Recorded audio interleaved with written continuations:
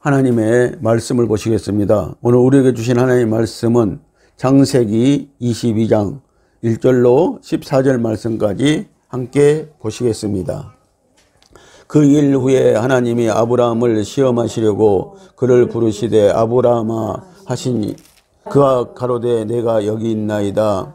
여호와께서 가라사대 내 아들 내 사랑하는 독자 이삭을 데리고 모리아 땅으로 가서 내가 네게 지시한 한 산 거기서 그를 번제로 드리라. 아브라함이 아침에 일찍 일어나 나귀의 안장을 지우고 두 사람과 그 아들 이삭을 데리고 번제에 쓸 나무를 쪼개어 가지고 떠나 하나님의 자기에게 지시하시는 곳으로 가더니 제3일에 아브라함이 눈을 들어 그곳을 멀리 바라본지라. 이에 아브라함이 사안에게 이르되 너희는 나귀와 함께 거기서 기다리라. 내가 아이와 함께 저기 가서 경배하고 너희에게로 돌아오리라 하고 아브라함이 이에 번제 나무를 취하여 그 아들 이삭에게 지우고 자기는 불과 칼을 손에 들고 두 사람이 동행하더니 이삭이 그 아비 아브라함에게 말하여 가로되 내 아버지여 하니 그가 가로되 내 아들아 내가 여기 있노라. 이삭이 가로되 불과 나무는 있거니와 번제할 어린 양은 어디에 있나이까. 아브라함이 가로되 아들아 번제할 어린 양은 하나님이 자기를 위하여 친히 준비하시리라 하고 두 사람이 함께 나가서 하나님이 그에게 지시하신 곳에 이른지라. 이에 아브라함이 그곳에 단을 쌓고 나무를 벌려놓고 그 아들 이삭을 결박하여 단 나무 위에 놓고 손을 내밀어 칼을 잡고 그 아들 잡으러 하더니 여호와의 사자가 하늘에서부터 그를 불러 가라사대 아브라함아 아브라함아 하시는지라. 아브라함이 가로되 내가 여기 있나이다 하매 사자가 가라사대 그 아이에게 네 손을 대지 말라. 아무 일도 그에게 하지 말라. 내가 내 아들 내 독자라도 내게 아끼지 아니하였으니 내가 이제야 네가 하나님을 경외하는 줄 아노라. 아브라함이 눈을 들어 살펴본즉 한 수양이 뒤에 있는데 뿔이 숯불에 걸렸는지라. 아브라함이 가로서 그 수양을 가져다가 아들을 대신하여 번제로 드렸더라. 아브라함이 그 땅 이름을 여호와 이레라 하였으므로 오늘날까지 사람들이 이르기를 여호와의 산에서 준비되리라 하더라. 아멘. 할렐루야. 주님을 찬양합니다. 영격을 이룹시다. 오늘은 아브라함의 신앙 여정, 영성을 이룬 아브라함에 대해서 우리가 말씀을 나누시도록 하겠습니다. 오늘 말씀에서는 아브라함이 독자 이삭을 모리아산에서 번제로 드려서 행함으로 의롭다 하심을 받았습니다. 우리는 이 질문을 던집니다. 어떻게 아버지가 아들을 번제로 드릴 수 있느냐? 도대체 그런 사람도 아버지냐? 사람인가? 라고 하는 것입니다. 성도 여러분, 이해가 됩니까? 우리는 그렇게 할 수도 없으며 도저히 이해할 수 없습니다. 사람을 번제로, 인신제로 드린다는 것을 우리는 이해할 수가 없는 것입니다. 그런데 오늘 하나님은 아브라함에게 이것을 요구하셨다는 것입니다. 그러나 이 질문보다 더 중요한 질문이 하나 있습니다. 하나님은 도대체 어떤 분이시기에 이런 이상한 요구를 하시는가입니다. 또 왜 다른 것도 아니고 100세 어렵게 얻은 이삭을 바치라고 하셨을까요? 그것도 하나님이 준 아들인데 너무 심한 거 아닌가 시험하는 것도 분수가 있지라고 할 것입니다. 그리고 이 일이 끝난 후에 아브라함에게 준 축복이 어떤 의미가 있을까요? 라고 할 것입니다. 창세기 12장 1절로 3절의 말씀을 보시면은 하나님이 아브라함을 부르실 때 축복의 말씀과 창세기 22장 15절로 18절의 말씀을 보면은 이삭을 번제로 드린 후에 축복과 어떤 차이가 있습니까? 이것이 아브라함 생애에 주어진 믿음의 행동 중 가장 중요한 말씀이 되어집니다. 창세기 12장은 씨에 대한 말씀이 없었지만 15장 4절은 씨에 대한 말씀이 있었습니다. 그리고 아브라함은 17장에서 아들 이삭을 얻게 되어집니다. 그리고 18장은 기한이 이를 때에 이삭을 낳으리라고 하나님이 말씀을 하셨는데 그때 사라는 웃었다고 합니다. 22장은 이삭을 번제로 드린 이거 하나를 가르치기 위해 있습니다. 창세기 22장 18절을 보면은 네 씨로 말미암아 천하 만민이 복을 얻으리라고 하시는 것입니다. 예수 그리스도가 복입니다. 복음이 복입니다. 모리아산에서 죽었다가 살아난 이삭은 예수 그리스도를 예표합니다.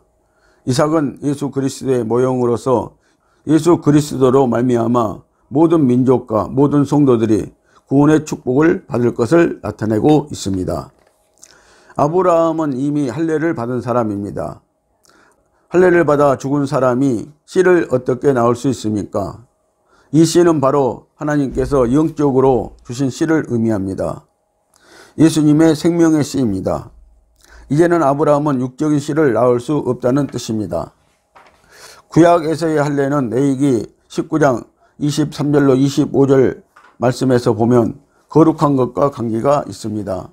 그 내용을 보시면은 과일나무를 심고 할례를 받지 못한 열매로 여겨 3년 동안은 먹지 말라고 하시고 제4년에는 모든 가실이 거룩하니 하나님께 드리라고 하시고 있습니다. 그리고 제5년째 되는 해에는 그 열매는 우리가 먹어도 된다고 하는 것입니다. 열매 맺는 나무는 사람을 상징하고 있습니다. 할례를 받아라는 것은 너희는 거룩해져라는 뜻입니다.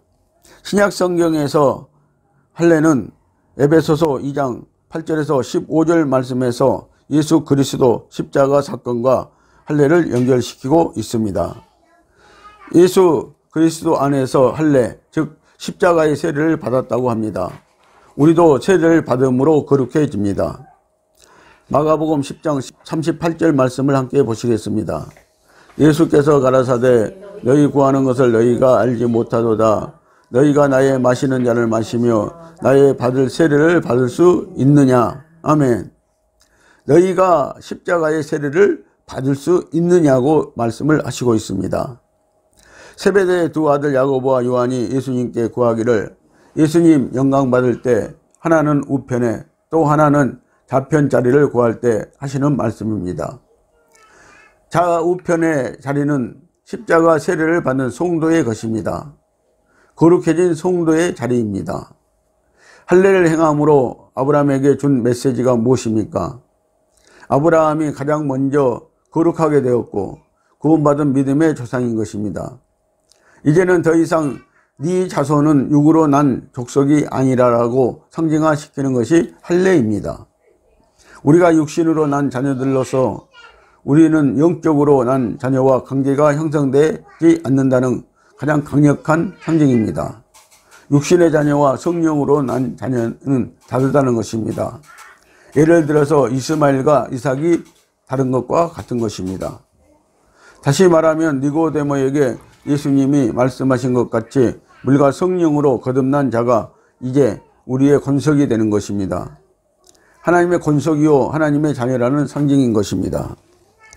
이 상징대로 하면 인류 중에서 가장 먼저 할례를 한 사람이 아브라함입니다. 그 할례를 받은 상징대로 하면 아브라함은 더 이상 자녀를 낳을 수 없는 사람인데 그런 그가 이삭을 낳았습니다. 그러면 이삭은 있는 것입니까? 없는 것입니까? 이삭은 없는 것입니다. 육적 차원으로서 그의 후손이 아닙니다. 이것이 모리아산에서 하나님께서 이삭을 바치라는 근거입니다. 이것이 무슨 말씀입니까? 그것은 네 자손이 아니라는 뜻입니다. 이삭은 더 이상 아브라함의 아들이 아닙니다. 하나님이 준 자녀이고 하나님의 아들입니다. 하나님의 것을 하나님이 다시 바치라는데 못 바칠 이유가 없습니다. 아브라함이 자기 자식이라면 몸부림치고 아우성을 치고 했겠지만 자기는 죽었고 내 자식은 오직 주님이 주신 자녀뿐이라는 것입니다. 이것을 아브라함은 안 것입니다. 히브리서 11장 18절과 19절 말씀을 함께 보시겠습니다. 저에게 이미 말씀하시기를 네 자손이라 칭할 자는 이삭으로 말미암았으리라 하셨으니 저가 하나님이 능히 죽은 자 가운데서 다시 살리실 줄 생각한지라 비유컨대 죽은 자 가운데서 도로 받은 것이니라. 아멘. 아브라함은 이것을 알았다는 것입니다. 이미 이삭은 번제단에서 죽었고 부활한 생명입니다. 아브라함은 이삭을 다시 받은 것입니다. 그래서 주님은 이삭과 이스마엘은 분명히 다르다는 것입니다. 이삭은 하나님이 낳은 아들입니다. 하나님의 씨입니다. 그 아들을 아브라함은 다시 받은 것입니다. 갈라디아서 4장 21절로 31절 말씀을 보시면은 하늘에 속한 자가 있고 땅에 속한 자가 분명히 있다고 말씀을 하시고 있습니다. 그 말씀에서 보면은 아브라함에게 두 자녀가 있었는데 하나는 육체를 따라 난 이스마엘이 있었고 또 하나는 자유한 여자 사라에게서 난 아들이 있었다고 말씀을 하시고 있습니다. 그래서 하나는 위에 있는 예루살렘에 속한 아들이고 하나는 이 땅에 속한 아들이라고 말씀을 하고 있는 것을 우리가 볼 수가 있습니다. 여기서 육체를 따라 난 자녀가 있고 성령으로 따라 난 자녀가 분명히 있다고 말씀을 하시고 있습니다. 오늘 우리 성도들도 이 땅에서 난 자녀가 있고 또 성령을 따라 난 자녀가 분명히 있다고 말씀을 하시는 것과 같은 말씀인 것입니다. 성도 여러분, 내 자녀가 성령을 받지 않았으면 육적인 내 자식입니다. 그러나 성령 받은 자녀이라면 내 자식이 아니고 하나님의 아들입니다. 하나님께 맡기세요. 그리고 기도하세요. 주님이 양육하시리라 믿습니다. 지금 육적으로는 아브라함은 죽은 사람입니다. 이삭도 죽은 사람입니다. 아브라함도 이삭도 할례를 받았습니다. 그러니까 육적으로는 후손을 낳을 수 없는 사람들입니다. 죽은 자입니다. 죄인입니다. 더 이상 우리는 육적 후손들이 아니고 육적 존재들이 아니고 거듭난 말씀으로 난 자들이라는 것입니다. 야고보서 1장 18절 말씀을 보십니다. 그가 그 조물 중에 우리로 한 첫 열매가 되게 하시려고 자기의 뜻을 쫓아 진리의 말씀으로 우리를 낳으셨느니라. 아멘. 예수님께서요 우리를 진리의 말씀으로 이제 낳으셨다고 말씀을 하고 있습니다. 우리를 성령으로 낳으셨다고 말씀을 하고 있습니다. 그래서 오늘 우리는 이제 영적인 자녀들이 되었다는 것입니다. 우리가 잘나서 거듭난 것이 아니고 하나님께서 대속물을 취하시고 거듭나게 하셨다는 것입니다. 이삭 대신에 옆에 있는 수양을 대신 잡았습니다. 그리고 번제로 드렸습니다. 우리의 대속물로 예수님이 대신 십자가의 대속물이 되셨음을 예표하고 있습니다. 지금 우리는 십자가에서 죽은 자들입니다. 십자가의 세례를 받은 자들입니다. 거듭났다는 것입니다. 성령으로 난 성도들이라고 말씀을 하고 있는 것입니다. 이것을 깨달은 아브라함은 모리아 산으로 이삭을 데리고 갑니다. 우리는 지금 교회로 나와야 됩니다. 교회가 이삭의 번제단인 것입니다. 역대하 3장 1절로 2절 말씀을 보시겠습니다. 솔로몬이 예루살렘 모리아산에 여호와의 전을 건축하기 시작하니 아멘. 이삭이 번제로 드려졌던 그리고 거기에서 부활했던 그 자리에 예수님께서 십자가를 지신 그 자리가 바로 오늘 솔로몬이 예루살렘 성전을 건축한 자리라고 말씀을 하고 있는 것입니다. 우리의 모 교회인 예루살렘 성전이 이삭이 번제로 죽은 자리에 세워졌습니다. 창세기 15장 4절로 6절 말씀을 다시 보시겠습니다. 창세기 15장 4절 6절 말씀을 보시면은 자녀와 후손에 대한 출발이 어디서부터인지 보십시오. 말씀을 보십니다. 여호와의 말씀이 그에게 임하여 가라사대 그 사람은 너의 후사가 아니라 네 몸에서 날 자가 내 후사가 되리라 하시고 그를 이끌고 밖으로 나가 가라사대 하늘을 우러러 뭇별을 셀 수 있나 보라. 또 그에게 이르시되 내 자손이 이와 같으리라. 아브라함이 여호와를 믿으니 여호와께서 이를 그의 의로 여기시고 아멘. 여기서 하나님이 아브라함을 의롭다고 칭하시는 것은 여기서 비로소 씨가 등장하기 때문입니다. 영적으로 말하면 예수 그리스도가 등장하기 때문입니다. 모든 성경은 예수를 설명하는 것입니다. 여러분들 구약 창세기서부터 요한계시록까지는 예수 그리스도에 대한 말씀인 것입니다. 그래서 구약 성경에서는 특별히 예수 그리스도를 우리에게 알게 하시고 설명하기 위해서 구약 성경이 주어졌다고 말씀을 하시고 있는 것입니다. 이 말은 무슨 말이냐면 결국 아브라함이 하나님을 믿어서 구원을 얻은 것이 아니라는 말씀입니다. 구원은 예수의 씨 받은 것입니다. 생명의 씨를 받아야 한다는 것입니다. 예수님의 생명의 씨를 받았기 때문에 우리가 구원을 얻은 것입니다. 성령이 바로 예수 생명의 씨입니다. 죄인된 아브라함을 갈대아 우르에서 불러내어 구원해 주신 것은 구원을 얻은 자가 되게 하실 수 있는 예수 그리스도라는 해결책이 있었기 때문이라는 것입니다. 예수 그리스도로 말미암아 우리의 죄를 씻고 의롭게 할 것이기 때문에 죄악 중에 있는 죄인을 불러낼 수 있다고 하는 말이 여기에서 하고 있는 것입니다.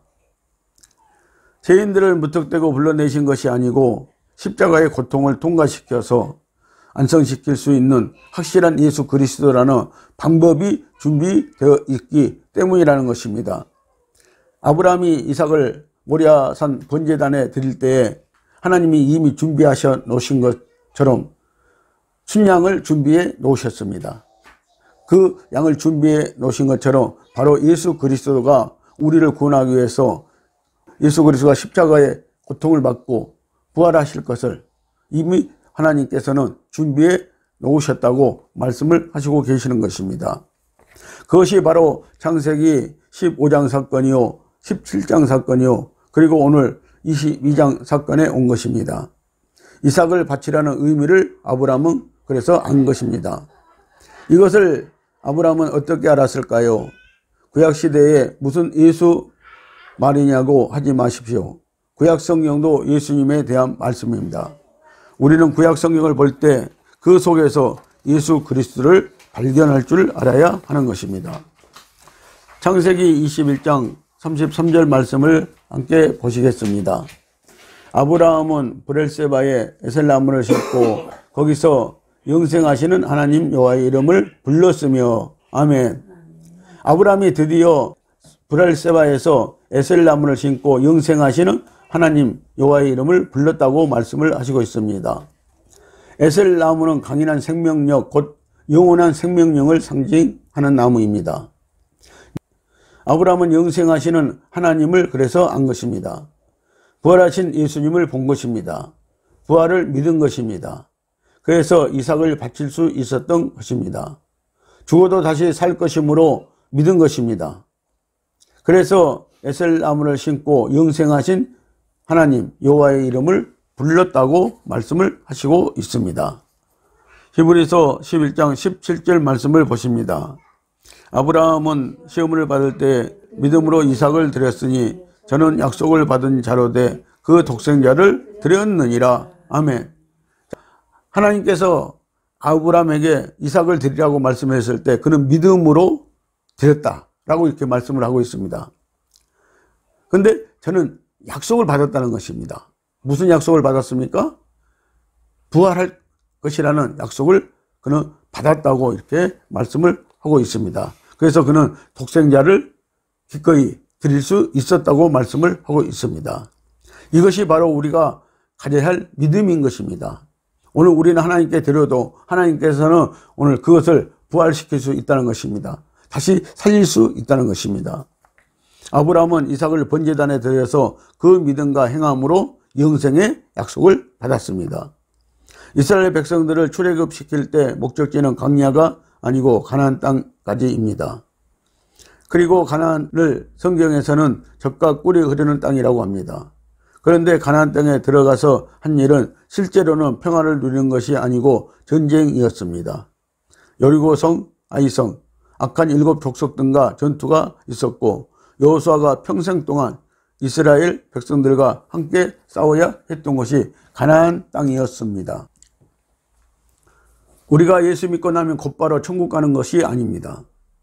우리가 하나님의 사람이 되기 위해 맨 처음 해야 할 것은 여리고성을 무너뜨리고 아이성과 싸움을 해야 하고 또 7 족속과 전쟁이었습니다.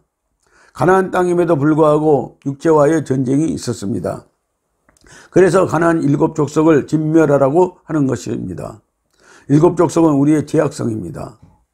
7은 온전한 죄악성을 뜻하고 있는 것입니다. 아브라함을 가나안 땅까지 인도했지만 실제 가나안 땅은 아브라함에게가 아니고 그의 후손들에게 주신 것입니다. 오늘날 우리에게 준 것입니다. 그래서 우리 성도는 예루살렘을 사랑하고 평화를 위해서 기도해야 하는 것입니다. 시편 122편 6절을 보시면은 예루살렘을 위하여 평안을 구하라. 예루살렘을 사랑하는 자는 형통하리라고 말씀을 하시고 있습니다. 그러나 지금 여러분들이 알고 있는 예루살렘은 전쟁터가 돼버리고 말았습니다. 그 예루살렘은 평화가 없습니다.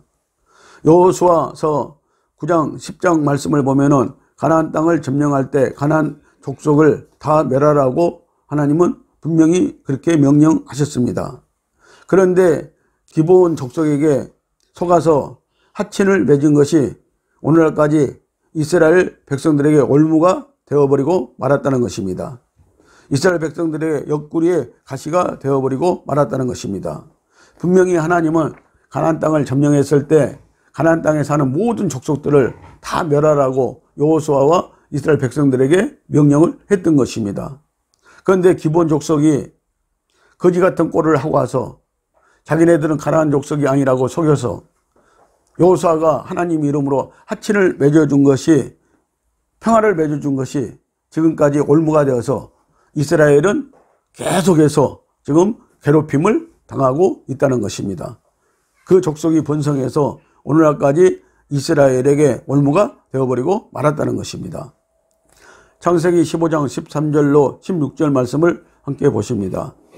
여호와께서 아브라함에게 이르시되 너는 정령이 알라 네 자손이 이방에서 객이되어 그들을 섬기겠고 그들은 400년 동안 네 자손을 괴롭게 하리니 그 섬기는 나라를 내가 징치할지며 그 후에 내 자손이 큰 재물을 이끌고 나오리라. 너는 장수하다가 평안히 조상에게로 돌아가 장사될 것이요 네 자손은 4대 만에 이 땅으로 돌아오리니 이는 아모리 족속의 제약이 아직 간영치 아니함이니라 하시더니 아멘. 가나안 땅에는 가나안 족속들이 살고 있었습니다. 10족속들이 살고 있었는데 그 중에 이 7번째 족속인 아모리 족속이 아직 제약이 차지 않아 가지고 하나님이 이스라엘 백성들을 출애굽시키지 못하고 있다고 이렇게 지금 말씀을 하신 것을 우리는 여기서 볼 수가 있습니다.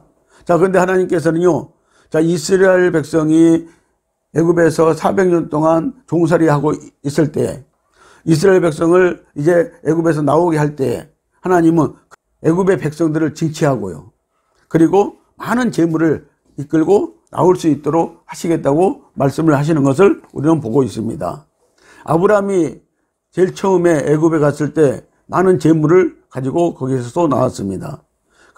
그 후손에게도 애굽에서 나올 때 재물을 이끌고 나올 것이라고 말씀을 하시는 것을 우리는 여기서 볼 수가 있습니다. 여러분들 고난 중에서도 하나님은 축복하시는 하나님이심을 알기를 예수님의 이름으로 축복을 드립니다. 가나안의 10족속 중에 7번째 아모리 족속의 제약이 간영치 아니했다고 합니다. 아모리 족속의 제약이 차면 하나님은 이스라엘 백성을 애굽 땅에서 탈출시켜 약속대로 가나안 땅을 주신다는 것입니다. 사도행전 7장 3절로 5절 말씀을 다시 보시겠습니다. 가라사대 네 고향과 친척을 떠나 내가 네게 보일 땅으로 가라 하시니 아브라함이 갈대아 사람의 땅을 떠나 하란에 거하다가 그 아비가 죽음에 하나님이 그를 거기서 너희 시방 거하는 이 땅으로 옮기셨느니라. 그러나 여기서 발 붙일 만큼도 유업을 주지 아니하시고 다만 이 땅을 아직 자식도 없는 저와 저의 씨에게 소유로 주신다고 약속하셨으며 아멘. 가나안 땅을 하나님은 아브라함에게 약속했고요, 그리고 그의 후손들에게 약속을 분명히 하고 있습니다. 그래서 가나안 땅을 주시겠다고 말씀을 하고 있습니다. 지금의 팔레스타인 땅이 바로 이 가나안 땅인 것입니다. 그래서 유브라데 강에서부터 애굽에 이르기까지, 애굽의 강가에 이르기까지 그 땅을 하나님은 분명히 이스라엘 백성들에게 주시겠다고 말씀을 하셨는데요, 이 하나님의 말씀이 또 언젠가는 성취될 것이라고 우리는 믿고 있는 것입니다. 그래서 이스라엘 백성에게 주신 땅이 바로 저 팔레스타인 땅이라는 것을 우리는 알아야 됩니다. 하나님이 주신 것입니다. 아브라함에게 발 붙일 만큼도 주지 않으셨다고 했습니다. 가나안 땅에 살 동안 아브라함이 가졌던 그 소유의 땅은 오직 하나의 무덤뿐입니다. 막벨라 굴 거기에 부인 사라를 장사 지냈고 아브라함도 묻혔습니다. 그런데 왜 4대가 지나야 가나안 땅이 그들의 영원한 기업이 되는가 하면 출애굽 사건이 구원을 상징하는 사건이기 때문입니다. 가나안이 유업이 되어야 하기 때문입니다. 그런데 구원 없이 십자가 없이 천국을 상징하는 가나안에 들어갈 수 없기 때문입니다. 아브라함을 가나안 땅으로 불렀지만 그가 예수의 십자가를 통과하지 않고는 이 땅은 그의 기업이 되지 않는 것입니다. 또한 430년간 종살이하는 것과 가나안 7족속 중 아무리 족속의 제약이 아직 간영치 아니하였다고 하는 것은 하나님이 그때를 맞추어서 일하시는 것입니다. 원래 점거하고 살던 이 육신을 몰아내는 싸움을 해야 합니다. 구습을 쫓는 자들을 몰아내는 전쟁을 해야 합니다. 누가 하는지 아십니까? 성령께서 하십니다. 오늘 우리 속에 있는 7가지 제약성을 쫓아내는 일을 우리도 해야 된다고 말씀을 하시고 있는 것입니다. 그리고 옛 구습을 쫓아내는 전쟁을 우리도 해야 된다고 말씀을 하고 있는 것입니다. 여러분들 성령께서 이 전쟁을 하실 것입니다. 성령께 맡기시고 성령으로 무장하시고 여러분들 전쟁하시는 저와 여러분들 되시기를 예수님의 이름으로 축복드립니다. 우리의 싸움은 혈과 육에 관한 것이 아닙니다. 곤종 권세 잡은 자와 싸워야 하는 영적인 전쟁입니다. 그래서 우리는 깨어 있어야 합니다. 그렇지 못하니 성령이 마땅히 빌 바를 알지 못하는 우리를 위해 탄식하며 기도하신다고 강구하신다고 말씀을 하시고 있는 것입니다. 오늘 성도 여러분, 아브라함이 독자 이삭을 모리아 번제단에 제물로 드리는 데까지 왔습니다. 요한복음 8장 56절 말씀을 보십니다. 너희 조상 아브라함은 나의 때 볼 것을 즐거워하다가 보고 기뻐하였느니라. 아멘. 아브라함은 이미 이때요 누구를 보았다고 말씀하고 있습니까? 예수를 보았다고 이렇게 말씀을 하고 있습니다. 역사적으로는 2000년 이상 차이가 있지만 영안이 열리면 보이는 것입니다. 영적 세계에서는 보이는 것입니다. 그런데 아브라함은요, 아브라함 때 벌써 예수 그리스도가 올 것을, 예수 그리스도를 만날 것을 그는 보았다고 이렇게 말씀을 하고 있습니다. 여러분들 구약 성경이라고 밀어내지 마시고 구약은 신약의 그림자인 것입니다. 여러분들 우리에게도 그림자가 있습니다. 과거가 있습니다. 그런 것처럼 오늘 구약이라고 그래서 구약의 말씀이라고 밀어내지 마시고 이미 구약에서는 예수 그리스도가 오실 것을, 예수 그리스도가 우리 앞에 나타날 것을 보여주고 있는 말씀인 것입니다. 그래서 구약은 신약의 그림자인 것입니다. 아브라함이 예수를 만나는 곳까지 인도를 받았습니다. 여러분, 아브라함을 여기까지 인도해 오신 하나님의 인내와 사랑과 열심에 감동받아야 되고 또 내가 이렇게 인도당하고 있다고 여기시고 감사와 사랑을 드려야 하는 것입니다. 그러면 우리는 어떻게 해야 됩니까? 우리는 현재의 모습이 끝이 아닙니다. 하나님의 인도함을 받으며 성장하고 있는 중이라는 것을 놓치지 마십시오. 믿음의 행동이 없으면 얻어맞는 일밖에 없습니다. 믿음은 성장해 가는 것입니다. 우리의 신앙도 그렇습니다. 그러므로 지금의 신앙 상태가 좋지 않다고 해서 그가 나중에 자식을 하나님 앞에 바치는 신앙까지 못 간다고 쉽게 말하지 마십시오. 하나님이 영성을 이루게 하실 것입니다. 우리가 지금까지 아브라함의 신앙 여정을 보아온 것 같이 우리와 다를 바 없는 아브라함도 독자를 바치는 자리까지 왔다는 것을 성경은 말씀하고 있습니다. 아브라함의 믿음과 행함에서 배워야 할 것이 바로 이것입니다. 내 것은 없습니다. 우리는 이제 혈육을 따라 난 자가 아니라 하나님의 능력과 성령으로 거듭난 자들입니다. 성령으로 예수님의 생명의 씨를 받아 낳은 하나님의 자녀들입니다. 그러므로 야고보서 1장 18절 말씀은 진리의 말씀으로 우리를 낳으셨다고 말씀을 하고 있는 것입니다. 다시 말씀드리면 성령으로 우리를 낳으셨다고 말씀을 하고 계시는 것입니다. 우리의 믿음의 선조도 후손도 혈육으로 따지는 사람들이 아니고 이제 영으로 따지는 자녀들인 것입니다. 그래서 우리에게는 같은 한 분의 아버지가 계시니 예루살렘 성 안에 계신 하나님이십니다. 히브리서 11장 8절로 10절 말씀을 보시겠습니다.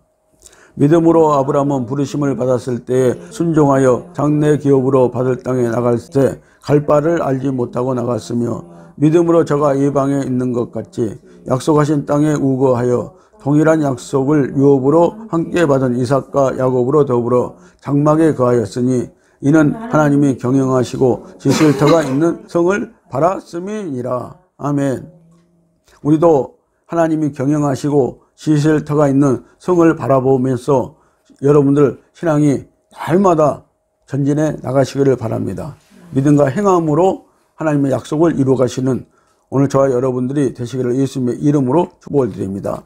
오늘 사랑하는 성도 여러분, 우리도 아브라함처럼 영성을 이루어 영광스러운 한 성을 바라보는 복된 성도들이 다 되시기를 축원합니다. 기도하시겠습니다.